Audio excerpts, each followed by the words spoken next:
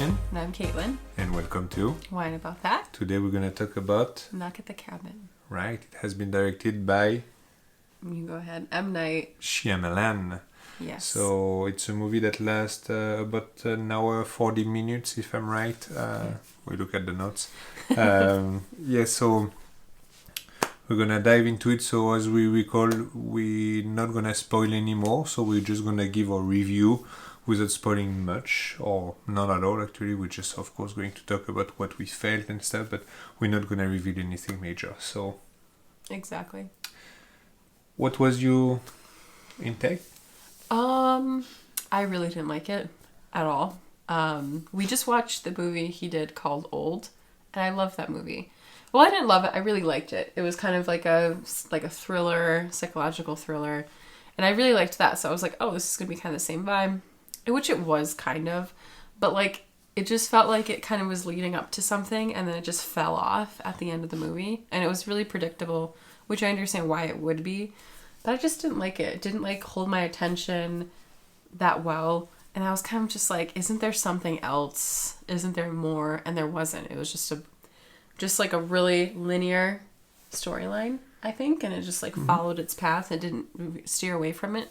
But it just wasn't my vibe. Yeah, my cup of tea. On mine, I really like Shyamalan most of the time. Mm-hmm. But he's really kind of like, with me, sometimes I really love a movie or I really don't like it. This one, funny enough, is kind of like, I was really waiting for this one. I love the story that is brought into it. So it's basically the story of this like a gay couple that goes in vacation with their adoptive girl, and there is this like four people that arrive in the cabin, and they literally said to them that the world is gonna end if they don't decide to kill one of them. Yeah. So that's a huge dilemma, and of course they're like, whatever, we don't believe in you, so you can go screw yourself. But the thing is that, and it's not a spoiler, but if they don't kill themselves, then the four people that break in the house, they're gonna self-sacrifice until they finally make a decision. So there is no matter what like a... Sorry, I didn't mean to interrupt, but each person represents a disaster that will happen in the world. Yeah. So every time the person dies or they self-sacrifice, that disaster occurs in the world. So it slowly gets worse and worse. There's like Sorry, I almost spoiled. There's disasters happening and these people die. But yeah.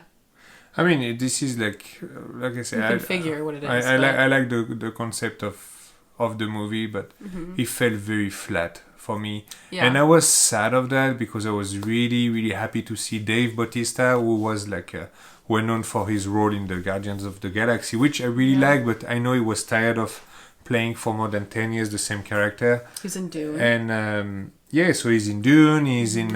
We saw him in the Knives Out, not Knives Out, but the Glass Onion. Yep. And this movie is really strong. You can see how strong of an actor he can be. He's really deep. Yeah. I was happy to see Rupert Grint, who was my Ron Weasley from Harry Potter, and it's finally nice to see him doing like new movies, new stuff, new TV shows.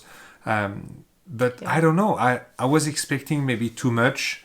And he fell flat. The movie is well directed as always. Like Shyamalan knows what he does, but it's really not on the positive movies from him.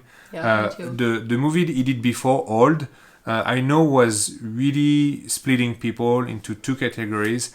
I genuinely really liked it. Me too. For the reason that Old, I was thinking of the movie for days after it. When I left the movie theater, I was like, I'm not sure about this movie. That was very weird. And the more I was thinking of it, the more I was like, that was just great. So this one was literally the opposite. I was super excited to watch it. And when it ended, I was like, that's it? Yeah. That's the twist?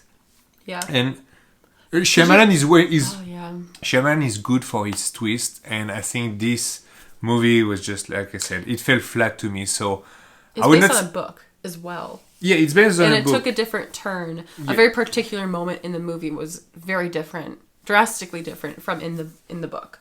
Yeah, I mean, from the original story. he took, which I understand. I'm not gonna spoil the book either, Socially, but there's socially and culturally, I think that makes sense. Why, for film. I mean, that I would say happened, it's like, but it's like Hunger Games. Like I love the first book of Hunger Games, but they aseptized so much the first movie that it looks like it could have been a Disney movie. Yeah. When the book has like some very deep moments that are not depicted in the movie, or they are just like I said, like aseptized, like washed off, and to make them less shocking. And that's what I think is deceiving in this one. It's like I didn't read the book, but I know what's happening in the book. I did my research, and yeah, it's completely different. And I think if Shyamalan would have followed more the book, it would have shocked people more, for sure. But it would have been, to my taste, like more interesting. Because the direction it took for this movie feels like that it fell flat. So yeah, I mean, I don't think we have a lot to at the end of the movie, about it. I think for me at the end of the movie, I just was like wasn't satisfied. I was kind of like, damn, like, okay, and now what? Or like, all right, I feel like I just like literally wasted my time. Which that's just like my own personal opinion. I will not be that harsh. I mean, I feel like I really just didn't like the movie much. It's an average movie for me. Yeah, it just I don't think I'd watch it again. I don't have any strong feelings towards it. I don't strongly dislike or like it. I'm just kind of neutral and like, I watched it. It's cool, whatever. Yeah, same. I mean, I would not say I would never watch it again, but it's definitely not my favorite Shyamalan from very far. After watching, because like Old was the first movie I've ever watched by him. Oh, really? So, yeah. You haven't watched The Village? Nope. Sixth Sense? No. Glass? No. Split? No. Oh, Split. I've watched Split. He did Split? We're going to have to review a lot of movies. He did Split? Yeah. Oh, really? I love that movie. I think that's a really good movie. So like I've seen... Unbreakable? No, haven't seen that. Oh, wow. Yeah, so... We're going to have to catch up a lot here. Yeah, that was my second movie I've seen of his. Oh, you know. Which you I haven't guess... seen The Signs? No. Oh, Signs is my favorite movie of Shyamalan, so... No. Oh, yeah, I would love to watch that with you. But yeah, no, I haven't. So, Old was the second film, I guess. And now this was the third film, So good to know. Now we have a program, because... A program. Yeah, we're gonna do like review like Shyamalan movies that I like and want to know what she think of it. So it's gonna be interesting. Because I feel like he's kind of like, is he really into horror and like thriller, or is he? It's more like no, it's more like he's always in this kind of like edge of fantastic. Yeah. And like I would not say horror, but like slightly like. Stressful, a stressful atmosphere. Just, uneasy. Uneasy atmosphere, yeah. No, like, not easy, but just. No, I said uneasy atmosphere. Yes, yeah. Huh? Do you want to do your rating? I think we should do our ratings. We don't have much else to say, I guess. Like we just wasn't like our top. So, like I said, like it's not a horrible movie.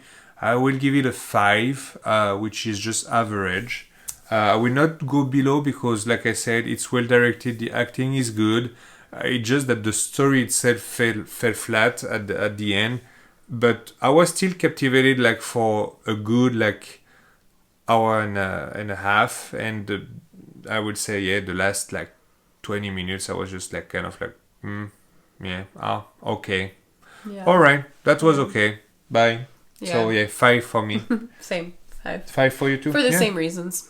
Yeah. Just that, and. Yeah, it was a good. I mean, like check it out if you want, if it's your vibe, if you're interested in his movies.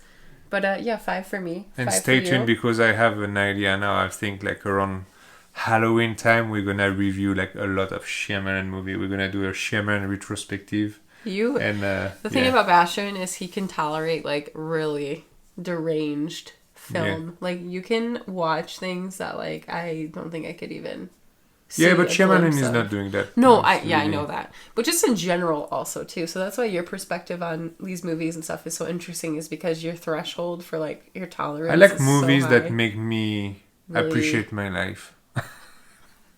So sometimes, I know I don't know, sometimes when it's deranged, it's okay for me. Just, I can disconnect also the life from it, like, almost helps us, like, process our deepest fears when we see them, like, in a film. I think when we see these like really messed up, crazy films, it almost helps us process those anxieties we might have about those things ever potentially maybe could happen, you know? Yeah. So, anyway, thanks so much for watching, you guys. Yeah, thank you so much. Yeah, we're still uploading every Friday. We took a little bit of a snooze because his parents flew into Traverse City from France, so we're back at it. We're coming back from it. Like we promised, we try to post every Friday. Yeah. If one Friday is missing, then it's because something happened, and this time was a personal reason, which was my family visiting. So yeah. And So it was really good. So yeah. Thank you so much. We appreciate your time. We appreciate you watching our videos, sharing, commenting, and like I said, thank for everything, the feedback, and stay tuned. See you next time. See ya. Bye bye.